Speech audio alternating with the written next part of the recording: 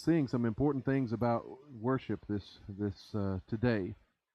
But I was going to ask you, Jeff, you've been in a band, right? Have you ever had one of those times where you've practiced, where you've been practicing and preparing songs to play? You know, go to different venues and do concerts and things like that. And but have you ever invited somebody to come play with you before that? Sit in on things with you, or if somebody gets sick and they can't make it, and you ask somebody to come in and play with you. That's happened before. Okay. Well, what's that? You've been that person before. Well, the thing about when you're in a band and you've done that kind of practice and preparation, you play your music a certain way, right? You've kind of worked out your timing, you've worked out how it's supposed to go, how it's supposed to sound, all that kind of stuff. But does the new person that's sitting in, do they know all those things? No. Does it ever throw it off when they're there? Okay. Now, how would you feel? How would it go over if they didn't? It's worse than just not knowing how you do it. But what if they didn't want to play your music that way? How would that go over? That would be a disaster, right? What if they wanted to change the chords, change the lyrics, change the tempo, all that kind of stuff? Yeah, it wouldn't go very well, and it wouldn't sound very well. So you've been doing certain things, certain ways, and now they want to come in out of nowhere and basically say my way's better. I talk about that because something that stood out to me from this week's Torah portion, again with worship, about who can worship and then the how. Would y'all agree that there's only one who is worthy of our worship? Would y'all agree with that? Right? That's God himself, right? And because he is God, because he is the one, but he alone should be worshiped, he alone is worthy, then he gets to decide what is and what is not acceptable worship. Would you all agree with that? He's the one that gets to set the standard for what is worship, right? It's kind of like, what's that phrase? The one who's driving the car gets to do what? Gets to choose the music, right? All right. Gets to pick the station, something else like. Whoever's driving gets to pick the music, right? So when you look back at the scriptures, the very first incident that took place after the fall in Genesis chapter 3, which led to the very first murder, was a conflict or frustration over what? Over worship. Right? Over worship. So it happened after some time that Cain brought an offering of the fruit of the ground to Adonai. What is he trying to do? Is he trying to worship God? Yeah. He's bringing an offering. Right? It says, while Abel, he also brought of the firstborn of his flock and their fat portions. Now Adonai looked favorably upon Abel and his offering, but upon Cain and his offering he did not look favorably, and Cain became very angry, and his countenance fell. Right?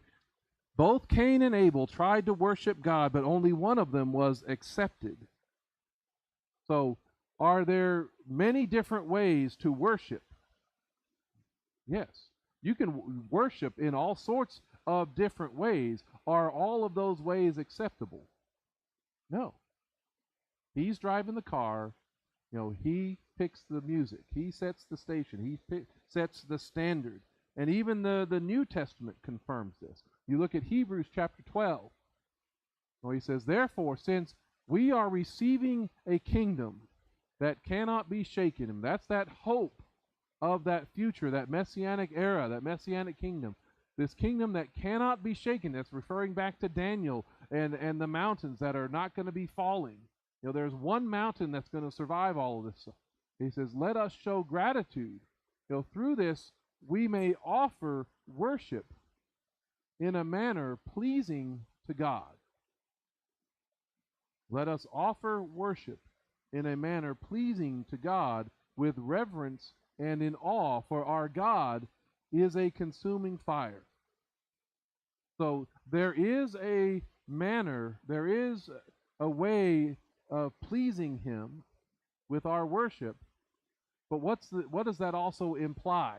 That you can worship in a way that's not pleasing.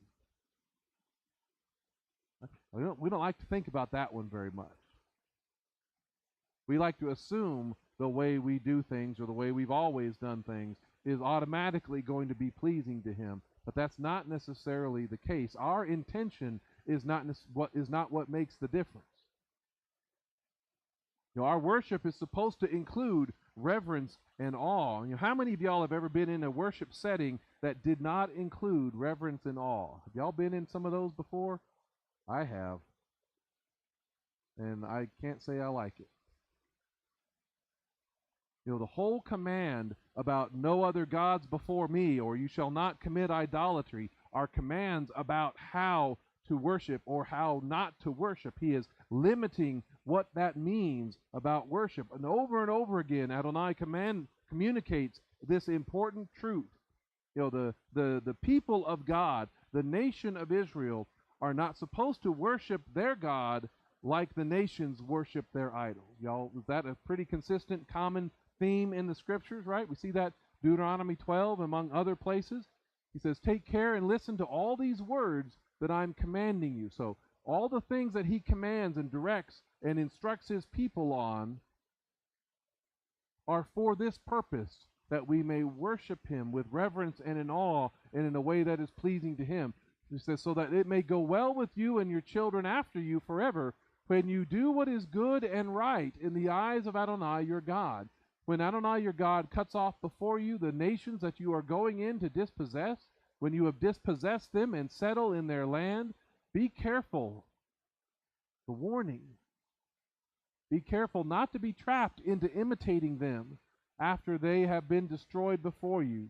Do not inquire about their gods, saying, how do these nations serve their gods? How do they worship their gods? Because maybe I should do the same. You are not to act like this toward Adonai your God, for every abomination of Adonai which he hates, they have done to their gods. They even burn their sons and daughters in the fire to their gods. Right? That's how far worship can descend into evil. Not all worship is pleasing to him. Much of the Torah, again, particularly Exodus, Leviticus, are his instructions, are Adonai's instructions on the worship and the way and the manner, the form of worship that he wants from his people. And there are explicit, positive commands of what to do, who is to do it, how they're supposed to do it, even when they're supposed to do it. That's talking like the feast days, the Shabbats, the new moons. And even it eventually gets to the point where he says, I'm going to limit to where you do it, right? While they're wandering around in the wilderness, what's the where? Which where is it talking about? It's at the tabernacle, right? Later on, he says, I'm going to put my name in a specific place. What place is that? Jerusalem, right? And that becomes the specific where. So there are positive commands of doing it this way, doing it in this place, at this time. Then there's all those explicit negative commands of what not to do, who doesn't get to do it, how not to do it, when not to do it. He says at one point with the offering of the strange fire, says, tell them not to just come into my presence anytime they feel like it. Right? Remember that? And even where not to do it. They're not supposed to do it at their own homes or at their own doors or just anywhere they feel like it. So, what that's pointing out about worship, God is not a God of chaos, but of order, and he can get very detailed, right, on how he does things and how he wants them done. So much so that even, the elements in the temple are commanded and designed by him. It's design, the clothes, the furnishings like the altar, the menorah, even the order of service itself come from him. This is 1 Chronicles 28. It says, David gave Solomon his son the pattern of the porch, its houses, It's storerooms, it's upper rooms, it's inner rooms, and the place of atonement, right? It's patterning, it's following after a similar thing that was there with the temple, with the tabernacle that was shown to Moses on the mountain. He says, and the plan of all that he had by the Ruach, by the Spirit. So the Spirit was leading David in all of these things, directing him in all of these things. For the courts of the house of Adonai, and all the surrounding rooms, for the storehouses of the house of God, and for the treasuries of the dedicated things, also for the divisions of the Kohanim, of the priests, and the Levites, for all the tasks of the service or the work of the house of Adonai, and for all the vessels of Avodah, the service in the house of Adonai. He hasn't left out much, has he? He doesn't make it ambiguous. He doesn't say, it's like, well, I'm just going to throw you out there and let you figure it out. Now, I hope you can see, I hope you can agree that God wants the people of Israel, the people of God, to worship him in certain ways and not in other ways. The ways that the nations worship their God, that's not welcome in his eyes. That is not pleasing to him. He does not accept it or receive him. And so that leads to the question, that must mean then, the obvious conclusion must be that God just must not want the people from the nations to worship him at all, right? Is that what that means? Because they're so messed up, they're so idolatrous, their false worship is so ingrained in them that the nations, all these Gentiles, just shouldn't even bother worshiping God because it won't be accepted, right? Is that the only option? And clearly, that's not the case. Yeshua himself even said, when he was going into the temple in Mark 11, he says, and he began to teach them, saying, is it not written, my house shall be called a house of prayer for all the nations? But you have made it a den of thieves. Right? Y'all remember this? Now, even when you have all of the instructions of how to do it right, does that mean you're automatically doing everything right? Well, what had they already been doing here? They had turned parts of the temple into a market, interfering with the ability of the nations to come and worship. And so he was getting all that stuff out of the way. He was clearing a path for the nations to worship. So clearly God wants the nations to worship him, but on their own, none of them are doing it in a way that pleases him. They're all committing idolatry. So he wants them to worship. They're just doing it wrong. And so that means, what's the remedy? What has to change? They have to be shown and taught how.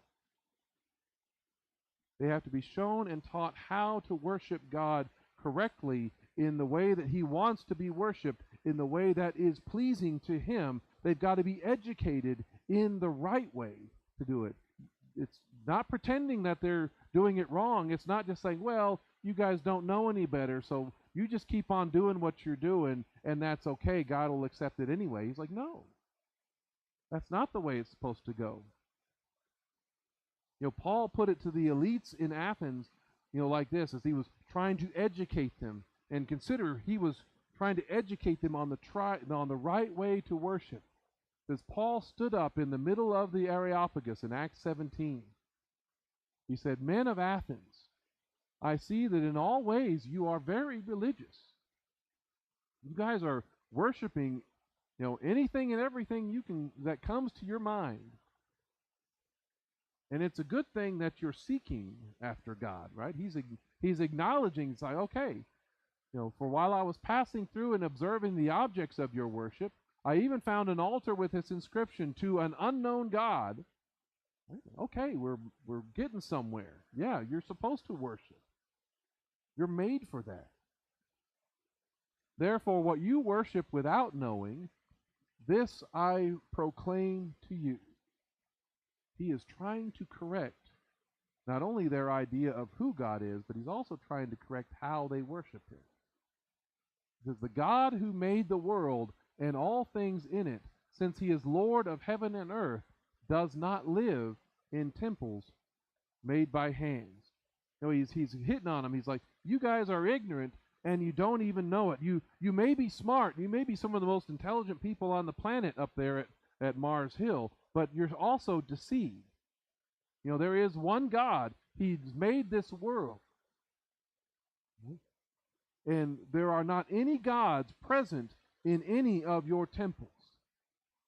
They don't live there, and what does live there, I wouldn't exactly call them God. They are not worthy of your worship. Verse 25, the way you serve them is not how the one God wants to be worshipped. Nor is he served by human hands, as if he needed anything.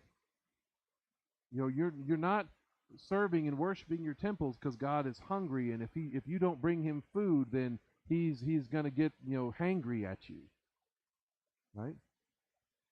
Since he himself gives to everyone life and breath and all things. Verse 26, that doesn't mean, even though he doesn't need you to worship him, he's not served by you, he's not lacking of anything. That doesn't mean he doesn't want you to worship him. He actually wants you to. He wants to be found by you and worshipped correctly. This is from one, he made every nation of men to live on the face of the earth. So even all of the nations, having set appointed times and the boundaries of their territory, they were to search for him and perhaps grope around for him and find him, yet he is not far from each one of us. He wants the nations to worship him because he values even the nations. He values them because even the Gentiles are made in his image. For in him we live and move and have our being, as some of your own poets have said, for we also are his offspring. And since we are his offspring, we ought not to suppose that the deity is like gold or silver or stone, an engraved image of human art and imagination. Right? Although God overlooked the periods of ignorance, now he commands everyone everywhere to repent. We are not made of gold, silver, or stone, and so what does that say about him? If we're made in his image and we're not gold, then that means he's not gold, right? We are living beings who move and act, and he's tolerated this ignorance and this false worship and this idolatry. He's tolerating that because he's actually working, he's actually making a way for you to learn how to know him and how to worship him correctly. And the first thing is by coming to know Messiah. For all of these nations, all of these Gentiles out there, the first step for the nations, the first thing they must do in learning to worship God correctly is by coming to Messiah Yeshua. He's commanding everyone everywhere to repent, to stop doing it the wrong way and start doing it the right way. He says, for he has set a day on which he will judge the world in righteousness. Right? And you may be ignorant, but that doesn't let you off the hook. He's going to judge the world in righteousness, and it will be the right judgment. But the standard is through a man whom he has appointed. Through the man whom he has appointed, and he has brought forth evidence of this to all men by raising him from the dead. This is not just another guy. This is not just another teacher that's walking around out there that might be smart, that you might be inclined to invite up here to Mars Hill, to the Areopagus, and listen to for a little while. It's like, no, he's not like everybody else. He's actually died and come back to life. And by pledging your loyalty to the king, coming under his protection, under his blood, then you actually enter into his service. You are, as Paul talks about, you are a new creation, right? The old has gone and the new has come. You're a new citizen, as we read about in Ephesians, a new citizen of the Commonwealth of Israel. You're a new member of God's household. We read that every week for a reason. And since the old is gone, and because the new has come, what does that mean about, should you keep doing things like you've always done them before if you're a new creation? No. You're not supposed to keep doing it that way. You can't bring what you used to do, though you can't bring those ways of worshiping the other gods with you now that you are a new creation. So the Gentile coming to Messiah might have to learn a completely new system of how to worship God.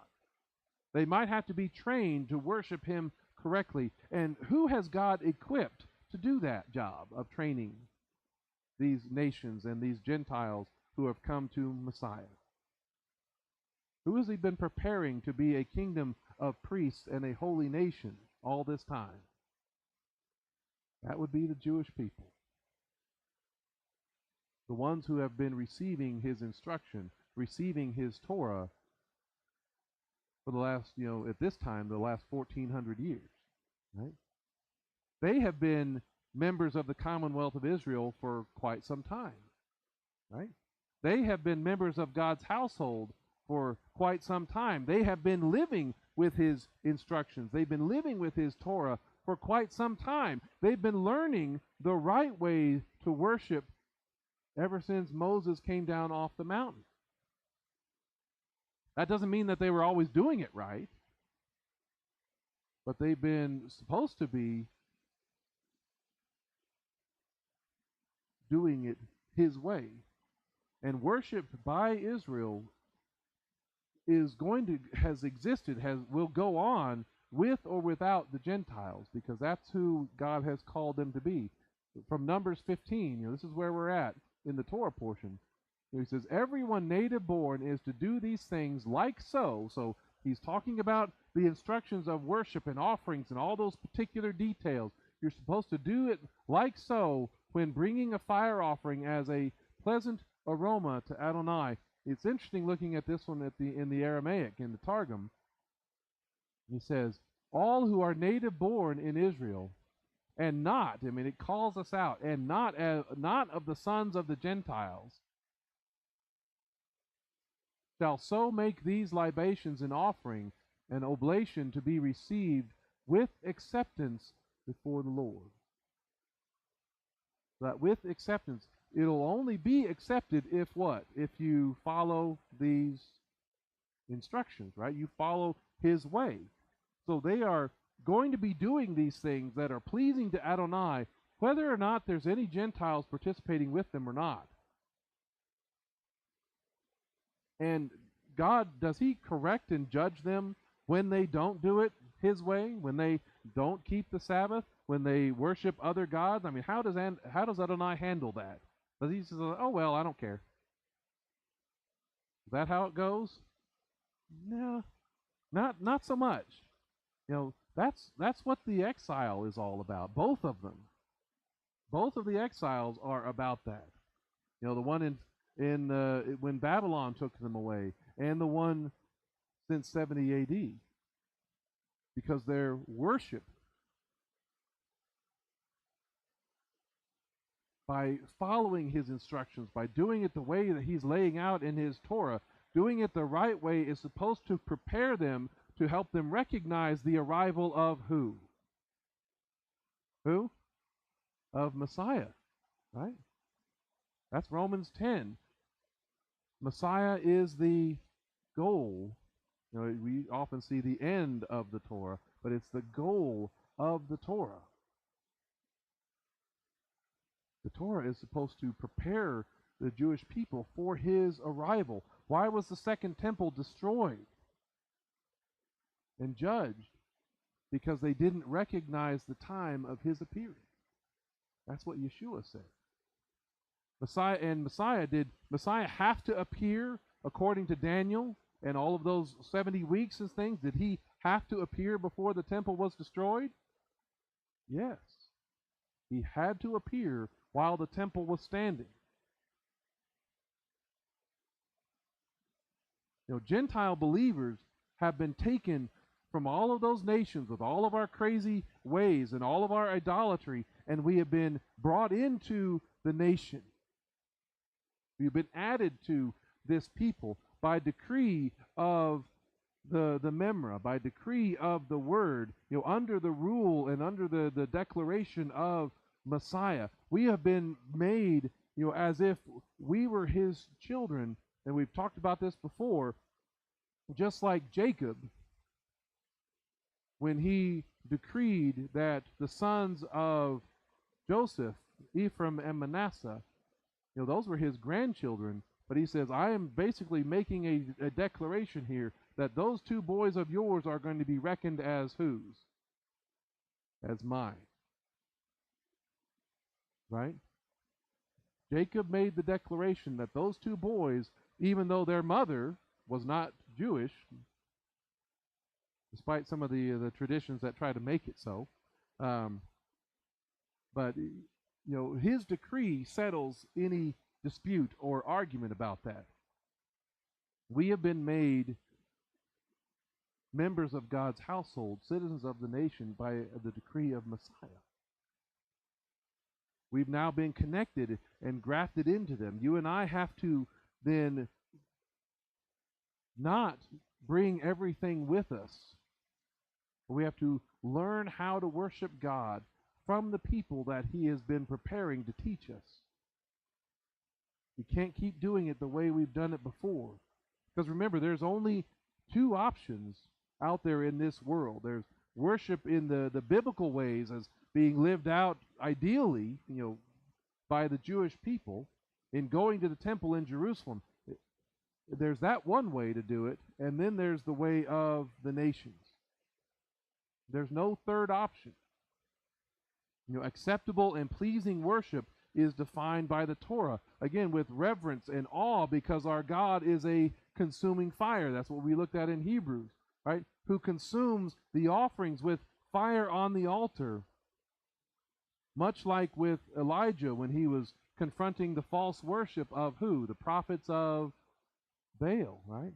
Remember, God consumed the wood, the sacrifice, all the water, the stones, while their attempts at worship, were those accepted? No. The 450 prophets of Baal, no God answered their prayer and their efforts to make him work. But, it was at the time of the offering up of the evening sacrifice. So was that time already established when in Elijah's day?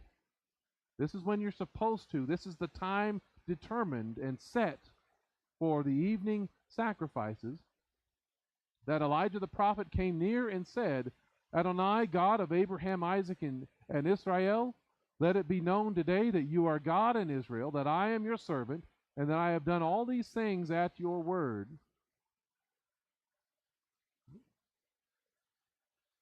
He's going on this, hours-long, elaborate ceremony of prayer and dancing and cutting himself just like all the other guys, right? No.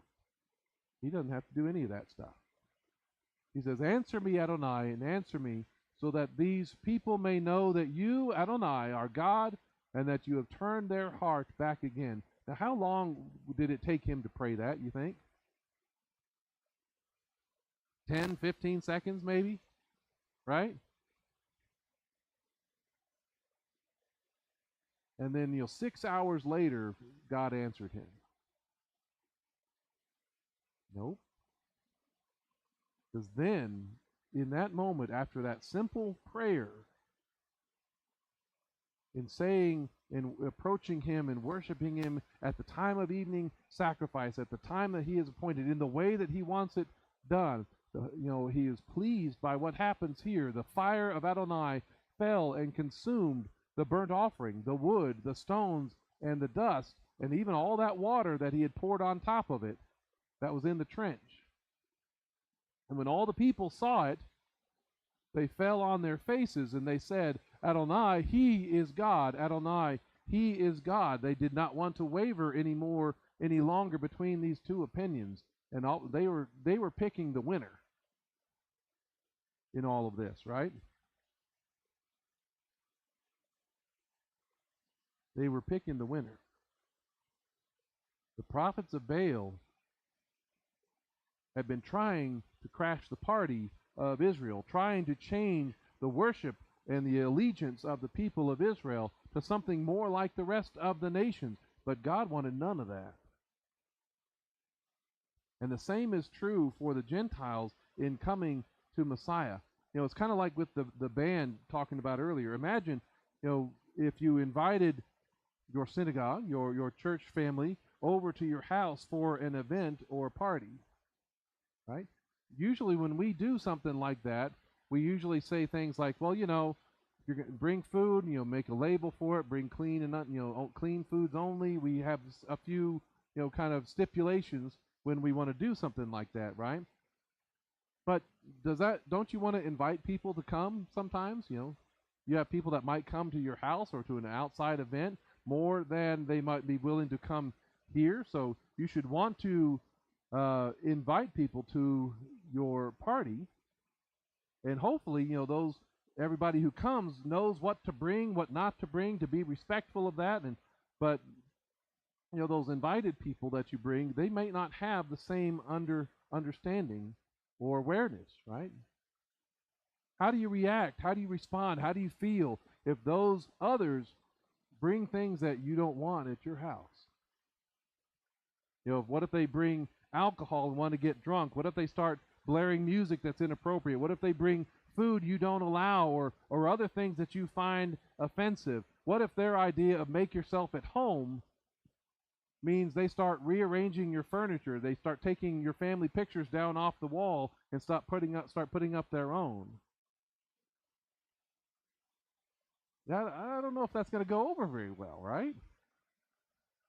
And what if they were, let's take it a step further. What if they were told by those who invited them, hey, there are certain things that we don't want to do. Don't bring alcohol, don't bring, certain foods, don't bring, the pork.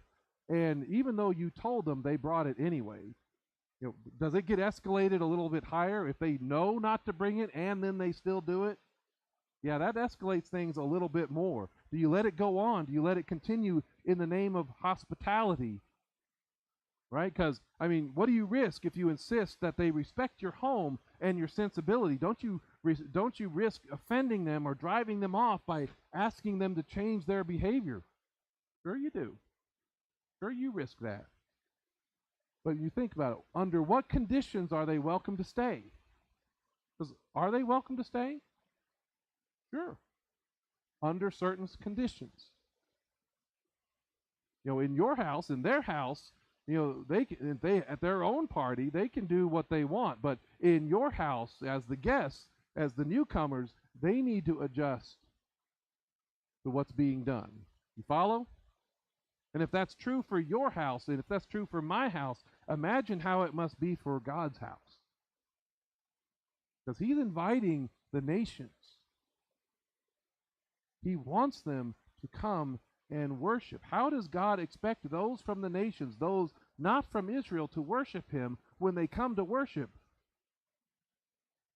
Right? Well, this passage, this Torah portion in Numbers 15 actually reveals something of that. Verse 14 says, whenever an outsider resides with you, or whoever is among you for your generations to come, and he is to present a fire offering as a fragrant aroma to Adonai. He's trying to please Adonai, as you do, as you fellow Israelites do. He can do basically whatever he wants, and it'll be accepted. No. The one from an outsider, the one from the nation, if they are going to come and worship God, present a fire offering, try to please Him, he must do exactly the same as you are doing. So the way that He tells the Israelites to come and worship Him, He expects anybody who comes to worship Him to do it like that. And the Jewish people, the Israelites, are the ones to show them how to do it, to insist on it being done that way. When it says, from the generations to come, now how long is that? That's a way of saying, basically to the end, forever. That means forever off into the future. As long as there are generations, this rule is supposed to apply. And, Adonai is the one who's speaking here, right? Does Adonai know the future and exactly how long it lasts? I sure hope he does. We'd be in a lot of trouble if that's not true. So does Adonai know that in the future Messiah is going to come? Yes. Does he also know in the future that the temple is going to be destroyed in 70 AD? Yes. So when he says that, both of those things he already knows both of those things happen.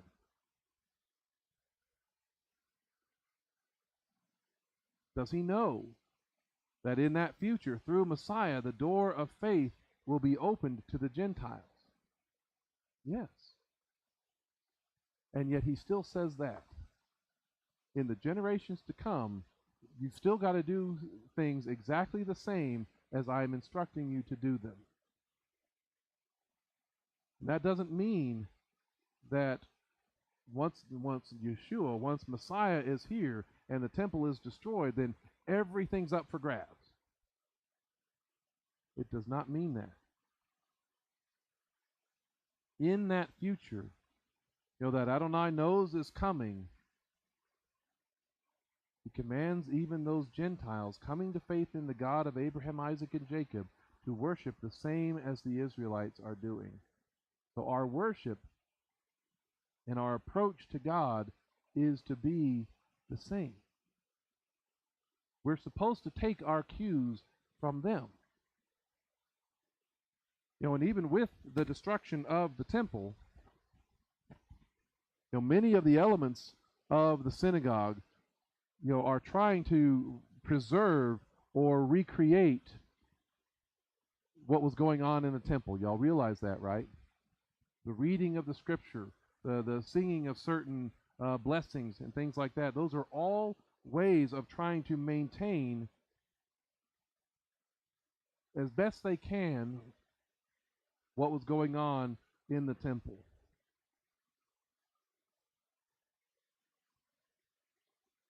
Because right after this verse is one of those that we like to use about the whole of the Torah. We're supposed to do exactly the same that you are doing. Verse 15 goes on. The community, the Hakohal, will have the same rule. It's one ordinance. Echad Chocha.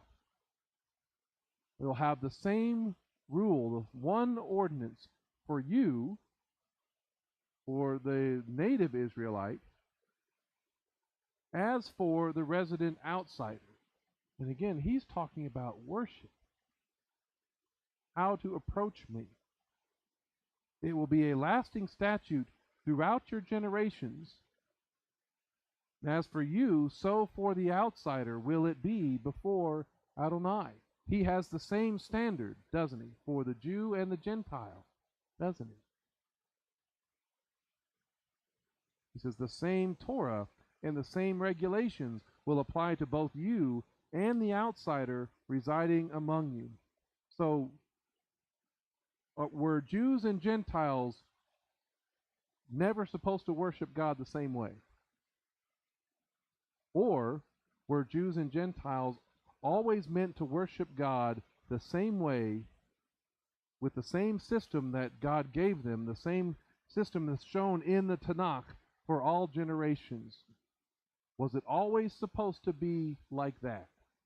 That we came together as this one people and worshiping the way of his instruction.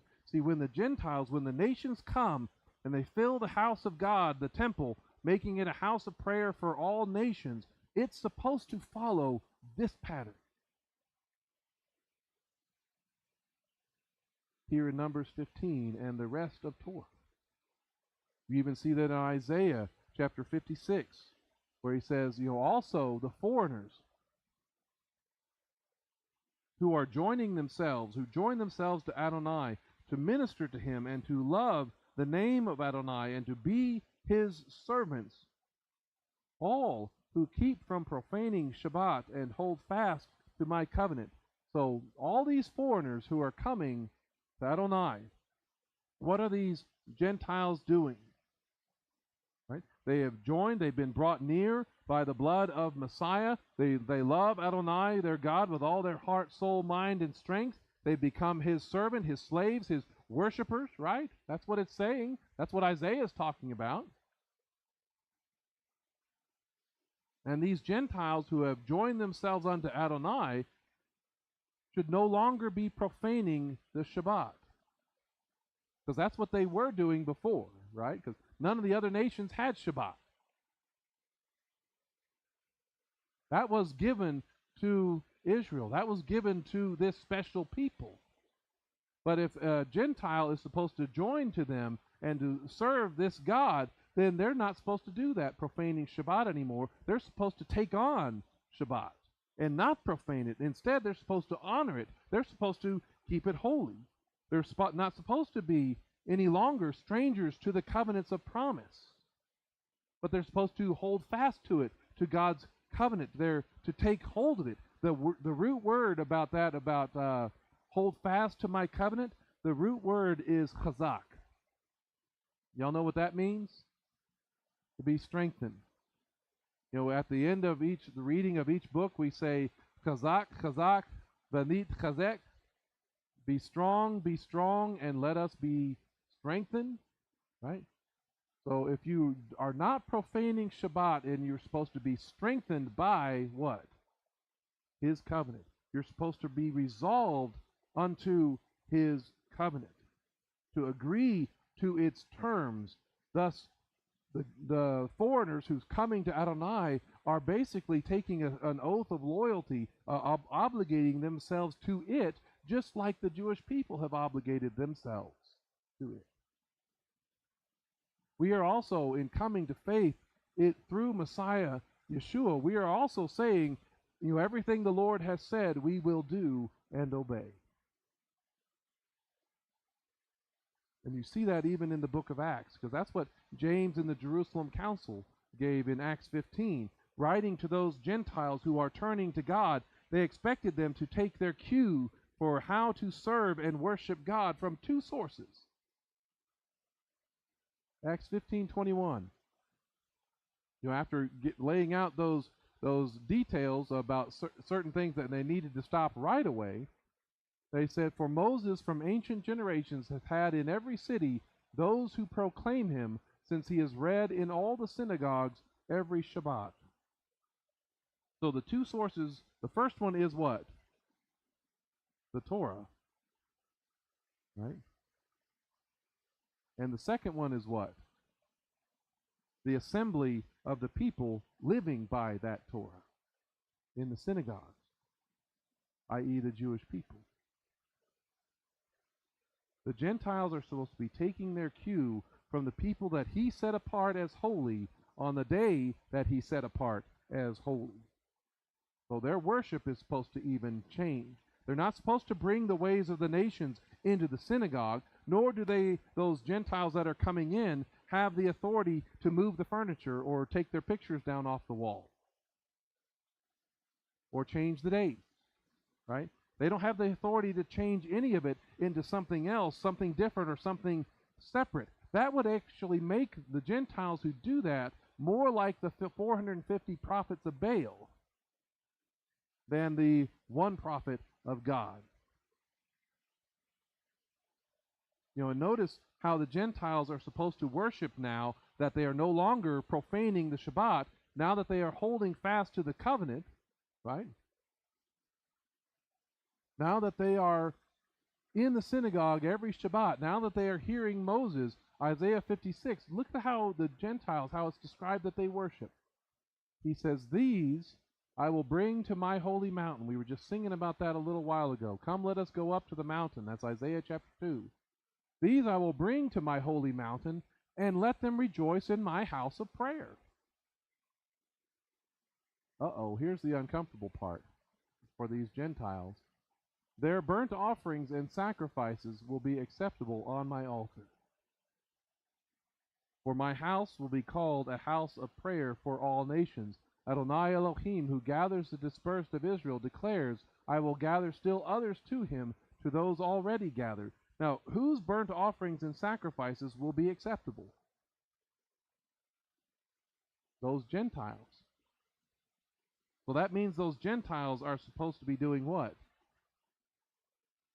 Making offerings and sacrifices at his altar.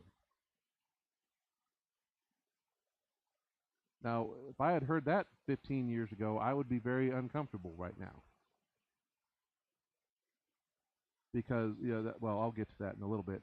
These Gentiles are supposed to be offering and sacrificing at the altar alongside the Jewish people. And when he has gathered this dispersed of Israel, that's talking about this Messianic era, when the Messiah is on the throne, and all of those others have been gathered with them, so he's gathering both his people and those who have attached themselves to him.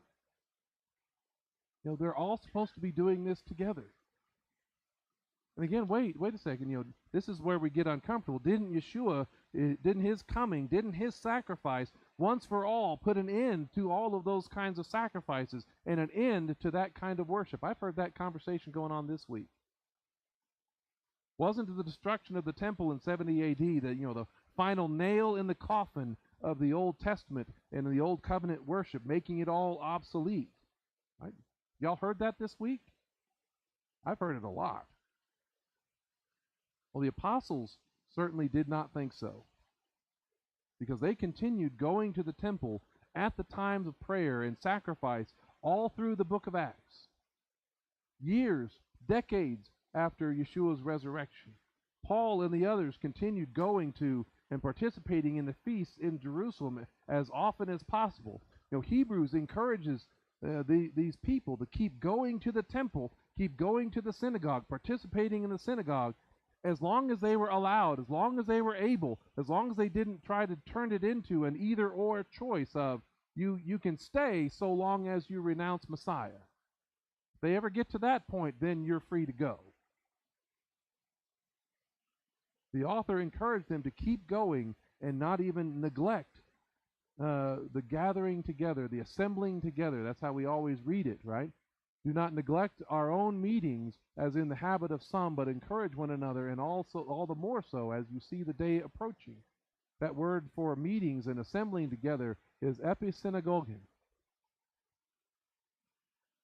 So inherent in that statement is the synagogue. Don't neglect, don't forsake, don't go against the synagogue, as some people are choosing to do.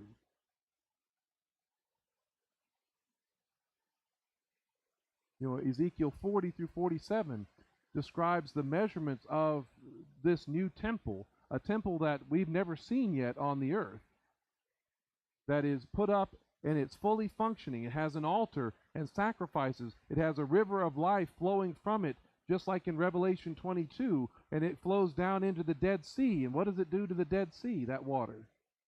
It makes it fresh, doesn't it? It brings it to life. And that hasn't happened yet. So that means that's in the future. So there is a temple in the future. All this stuff is coming back, despite the fact that 70 A.D. happened. Just like when the temple was destroyed in 586 B.C., does that mean all Old Testament worship was done away with forever? No. It was brought back. This is coming back as well, because Messiah does not do away with worship as is pleasing to the Father from the Tanakh. He ensures, rather, that it's done correctly. He rules with what kind of scepter, if necessary?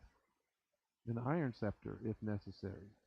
That means he'll rule with a heavy hand if you try to resist and you try to not go along with it. If you try to bring your worship, you try to bring your own things, if you try to rearrange it and do it your own way and bring stuff that doesn't belong, he's like, nuh-uh, we're not having any of that. You can stay, but here are the rules. Yeshua rules the nations, and every knee bows and every tongue confesses that he is Lord. Everyone submits to his authority and even comes to Jerusalem for the Feast of Tabernacles, right? As Zechariah talks about, chapter 14. But we as Gentiles were never supposed to come to the party and violate the rules of the house or change the way worship was done. We weren't supposed to change the day. We weren't supposed to change the appointed times, the moedim. We weren't supposed to change the location of worship, the priesthood, or anything of the right way that God has instructed his people in doing. We were always supposed to come alongside and learn how to worship properly. But see, that makes most of our experience, we were the party crashers.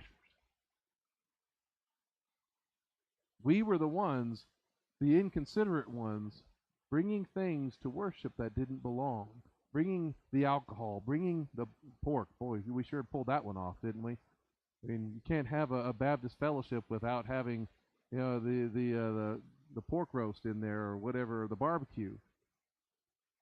That makes us the ones rearranging the furniture, showing contempt for the fathers that have come before us. And if we say that Yeshua or that Jesus says that we can, if we say that he gives us permission to make all these kind of changes, then we are making him the one who is going against not only the word of his Father, but really also against himself. Because the living word is not going to contradict the written word. Because the same rule, the same chok, the same regulation, the same action of worship, remember, it's for both the native born and the outsider, the sojourner. Because this, what's amazing in this Torah portion, and I'm going to try to get this quickly, but it confirms something else, because more than worship is at stake. So if we entrench this idea that we can each go kind of our own different ways, different rules of worship. If Jews are supposed to do it one way and we Gentiles are allowed to do it another way, the Jews have Shabbat, Gentiles have Sunday, Jews have Passover, Christians have Easter. If we say it's okay to go along with all of that, then in essence we are affirming not just two separate families, but we're coming close to some of the troubling doctrines that are out there today about having two mechanisms of forgiveness. I hear that from certain teachers out there that that Gentiles are saved by Yeshua and the Jews are saved by being in covenant. They don't really need to come to Messiah. Anybody else heard that? God has one standard for the Jews over here. God has another standard for you Gentiles, you Christians over there.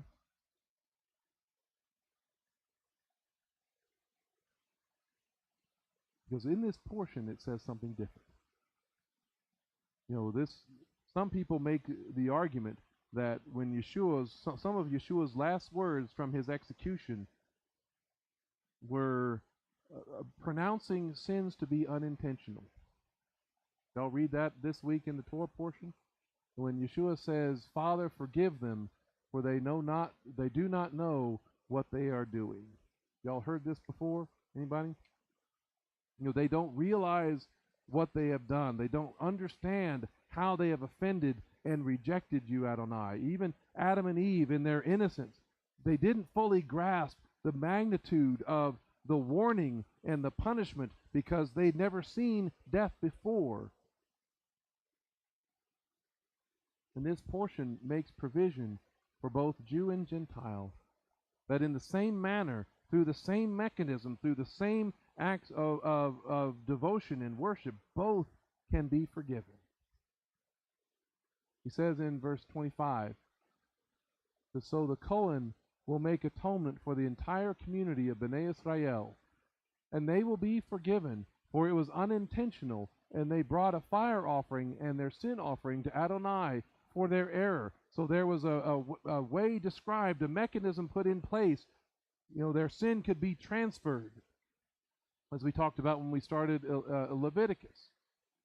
It says, so the whole community of Bnei Israel, he says, along with the outsider residing among them, will be forgiven. For all the people were involved in unintentional wrongdoing. Notice the same process provides atonement for both the Jew and the Gentile. Verse 28 says, the Kohen is to make atonement before Adonai for that person who erred by sinning without intent. You know, he talks about, Romans talks about you Gentiles doing things in ignorance. You didn't know what you were doing. You erred by sinning without intent, and he is to be forgiven when atonement has been made for him, whether a native born of Bnei Israel or an outsider living among them. One Torah applies to you for the one sinning unintentionally. There is one mechanism, one means by which forgiveness is provided. And there's something even more. Because it's not just the same mechanism or the same offering or anything like that. What else is the same? Well, it's the same Torah, yes. But it's also the same Kohen, the same priest. Provides atonement for both Jew and Gentile. Both Jew and Gentile must come through the same mechanism of worship and forgiveness and to the same person in order to get it, in order to gain it. And that points us to Messiah. Hebrews chapter 9, talking about Yom Kippur, says the high priest enters into the inner Holy of Holies once a year, the Kohen Gadol alone, and not without blood, which he offers for himself and for the unintentional sins of the people. Verse 11 says, but when Messiah appeared as Kohen Gadol of the good things that have now come, passing through the greater and more perfect tent, not made with hands, which also goes right along with what Paul said in Acts 17, that is to say, not of this creation, he entered into the Holy of Holies once for all, not by the blood of goats and calves, but by his own blood, having obtained eternal redemption. And then chapter 10, verse 19, therefore, brothers and sisters, we have boldness to enter into the holies by the blood of Yeshua. He inaugurated a new and living way for us through the curtain that is his flesh. We also have a Kohen Gadol over God's household. So let us draw near with a true heart in full assurance of faith, with hearts sprinkled clean from an evil conscience and a body washed with pure water. Let us hold fast the unwavering confession of hope. For he who promised is faithful. The same Torah, the same standard of redemption, the offering of the great high priest, Messiah Yeshua, is needed for both Jew and Gentile, so that we can receive forgiveness and redemption, so we can all come together in the same worship, in the same way of life, as two people or as one people, Am Echad, as one new man. That has always been his desire. That has always been his goal. So we want to take the steps necessary, take our cues from the people that have been living it. Leave behind, leave aside what we think we should do, and worship by what's in here. Amen?